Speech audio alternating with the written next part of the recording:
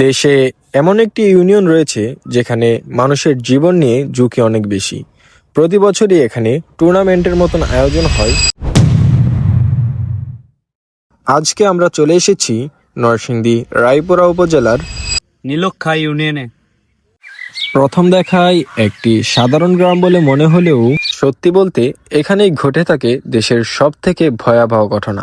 সম্প্রতি একটি মারামারিতে আহত হয়েছে 40 জন এবং প্রাণ হারিয়েছে।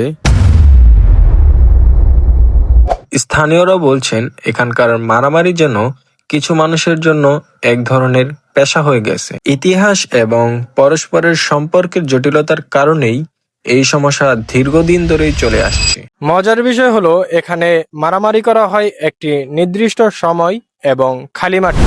এখানে মারামারি হয় মূলত দুইটি শক্তিশালী দলের মধ্যে। এই সংঘর্ষ শুধু মাঠেই শেষ হয় না, যে দল পরাজিত হয় তাদের জন্য অপেক্ষা করে আরো ভয়াবহ পরিণতি। পরাজিত দলের লোকজনের ঘরবাড়ি পুড়িয়ে দেওয়া হয়, লুটপাট চলে পুরো এলাকায়। অনেকে বাধ্য হয় এলাকা ছেড়ে পালিয়ে থাকতে। কেউ আশ্রয় নেয় শহরে, কেউ আত্মীয় স্বজনের বাড়িতে। সবশেষে যারা একটু নিরাপদ এবং সুন্দর জীবন ডিজার্ভ করে তারা শহরে কিংবা ইউনিয়নের বাইরের কোনো এলাকায় নতুন করে বাসস্থান করে।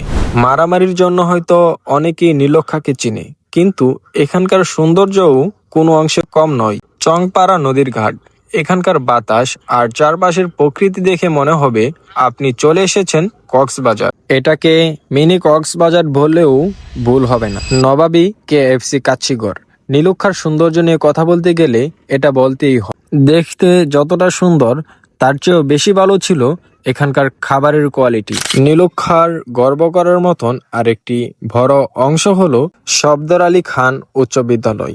দূর থেকে না যতটা সুন্দর তার থেকেও বেশি মনমুগ্ধকর ছিল এখানকার ভিতরের পরিবেশ।